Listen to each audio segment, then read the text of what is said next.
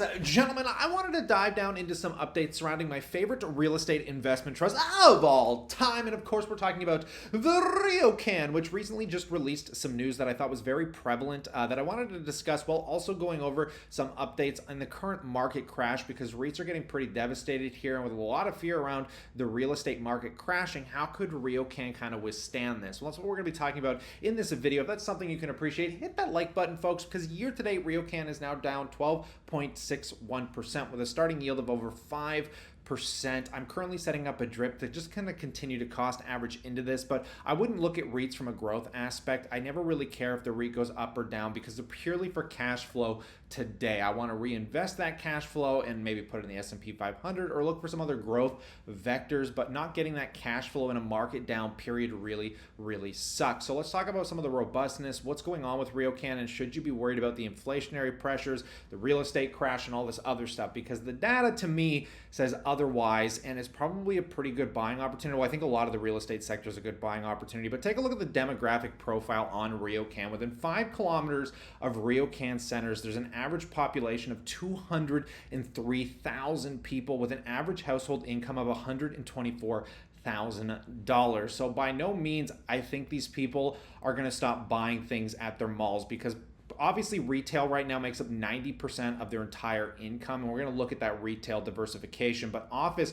which is going to start growing dramatically, and residential also going to start growing dramatically, being a huge proponent to their growth vectors. But just take a look at their current tenant mix, because 20%, and exactly what we want, is coming from these super stable tenants. We're talking about Walmart, Shoppers Drug Mart, LCBOs. These are your grocery, pharmacy, and liquor stores, right? Specialty retailers make up 14%, being like Canadian Tire, PetSmart, also fairly stabilized tenants. We're taking a look at 14.2% coming from essential personal services, so financial services like your banks, your medical, your gas bars, and then value retailers I wouldn't be as fixated on, because like Winners, Marshalls, Dollarama, though good, aren't nearly as robust as things like Walmart, right? But look at the movie theaters, because movie theaters were devastated through the pandemic and people thought they were dead, and now movie theaters are actually coming back with a bit of a vengeance. It's actually a surprise how many people are going back to theaters, making up 3.9% of their total tenant mix. But what I want you to pay most attention to here, guys, is the development, because this is where the future growth,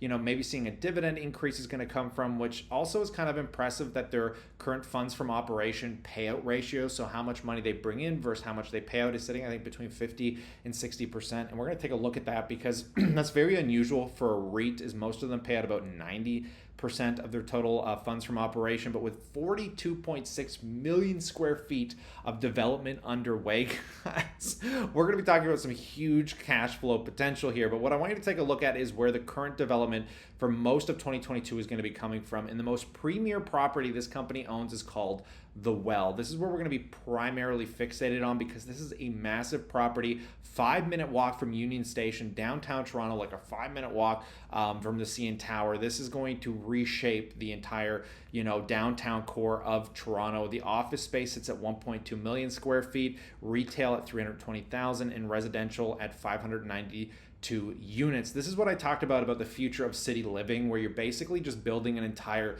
living center in the sky. So you kind of got your residential and your office and an entire mall down at the bottom, so you never really have to leave the building. And obviously this is coming online to be delivered in 2022. There's also some other residential units that are going to be coming online here in 2022, and a lot more moving forward that we're going to be taking a look at. But what we're going to pay attention to here is what is going on with The Well in that office space, because today they announced that the office component of The Well is now 98% leased to 15 knowledge-based organizations. A leading technology organization has agreed to lease 89,000 square feet of GLA for a term of 12 years commencing November 1st, 2023. My God, getting a 12-year tenant lease is something that I think is just absolutely incredible. The organization selected The Well with a view to attracting, motivating, and retaining the talent necessary to propel its successful and growing technology business. I'd love to find out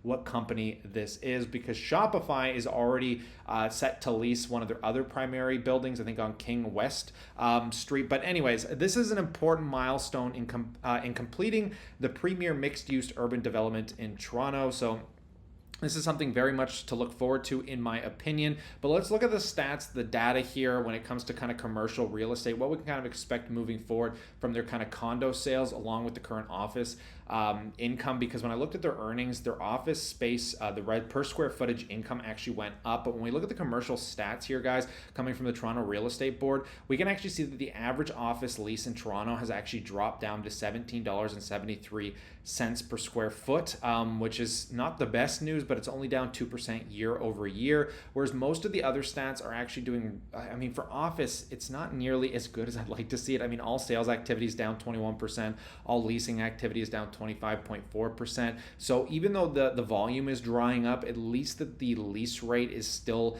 hovering around the same rate. But we're going to pay attention to this month over month, because if this drops dramatically, it's going to say a lot for the offices in Toronto. But for the condominium sales, which I think is going to be a huge proponent of their future, the average selling price is up 22.4% in what is supposed to be a real estate crash. But Toronto's condo market is very interesting, to say the least. So it's going to be neat to see how this evolves coming into the second half of the year, as the days on the market have dropped 47.8%. So right now condos are only sitting about 12 days for Q1, mind you. We haven't got the Q2 data just yet. And the sales to new listing ratio have also dropped by about 14%. The total new listings are about at par. It hasn't really changed year over year. And the rental stats get even more interesting, because the total new listings for rentals are down dramatically. So there's going to be more competition for rentals, people looking for rent. I'm in this market, and the average one bedroom apartment in Toronto right now is sitting at about $2,100 a month, which the total apartment rentals year over year have also dropped 23%. So, you know, the total rentals and the new listings have really compressed, which you think would make it a little bit more competitive for the pricing standpoint. So I don't expect much to change in the Toronto condo market. Now, we've talked about the surrounding GTA right now, which is crashing pretty dramatically, but that's the outer skirts of the city. Most people want to live within the city. I mean, it's the hottest place in Canada. It's the fastest growing area. It's where all the money's being made. So there's no surprise that condo demand is still like fairly robust, considering we've had this kind of problem with basically, you know, supply and demand, right? Because of the immigration, the government's trying to fix this, and we'll see how all of that plays in. But what's also important to note is that the results from operations here with the revenue, I don't know exactly what's going on here, but it's nice to see for 2021 to 2022 that the total revenue did increase. And if we take a look at the funds from operations, sitting about 130 million from 106 million from the same time last year, just shows that Riocan is really doing well with these new development properties. And again, like I mentioned, the funds from operation, the dividend payout, this is what really blows my mind, because they did do a dividend cut. I think they brought a little bit of the dividend back, but we're talking about a payout ratio that's leaving almost 40% bleed room. So from a dividend standpoint, again, we're not talking about a REIT that has historically increased the dividend. We're not talking about a REIT that has historically seen a lot of capital gains, but what we have seen is a REIT that I think moving forward will have no problem paying the current 5% yield. And again, you're getting kind of really huge exposure to the Toronto area, which is literally the most premier real estate in all of Canada, that has seen the best growth globally, still seems to be pretty robust. Even though we might see some contractions here, it's nice that most of the development projects are fairly leased out. Like, they've already pre-sold a lot of them. We've talked about this, guys. And just take a look at the, this is the one that I'm really looking forward to, is the Yorkville. This one's still way under construction. But Yorkville, guys, is probably one of the most expensive places to live in Toronto. And this building is going to be beautiful. I mean, when you take a look at this residential, guys, and where it's located, I'm expecting this to generate some really good income from rental, from sales, all that jazz. So there's a lot going on with Riocan. And when we're talking about some other REITs, just to get an idea of what's going on with my other REITs that I hold, like Smart Centers, Smart Centers is now paying out a 6.73% yield. PE ratio is exuberantly low. I mean, I've seen a lot of suppressed prices in the REIT market. What you usually want to do is look at NAV price. So, you know, assets minus liabilities, how much money do they have left over compared to their market cap? And most REITs, I've noticed, are trading well below the NAV price. So again, if you're looking for some really good income, guys, I would be kind of skimming through a lot of REITs right now. I mean, look at Northwest Health Properties, another Canadian medical focused REIT, and this one's paying another 6.63%. Actually been really stable. Obviously, the healthcare sector has been very robust through this market correction. But you can also look at things in the US, like MPW is one that I used to hold. I'm glad that I got rid of this before it tanked miserably, because this one got hit dramatically. And even though we're seeing an interest raising environment, the thing with Riocan specifically, maybe over some of these other REITs, is they've already got stable tenant basis, long lease terms.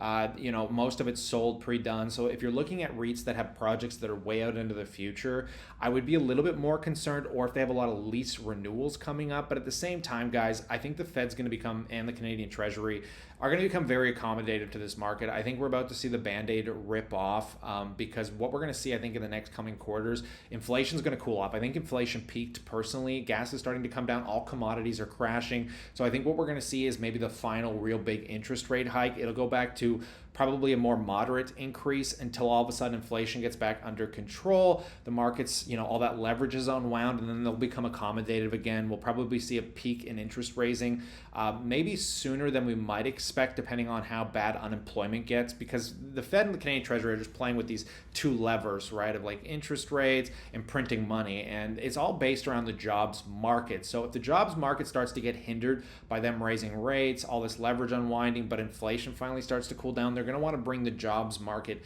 back. They're going to want to start offering more accommodative tools to the market. Obviously, maybe lowering the interest rates, or like petering off how fast they're raising them. And it's going to be neat to see how this unwinds and how a lot of REITs end up taking it. But I want to pass the question off to you. What do you guys think about this? Are you holding Riocan?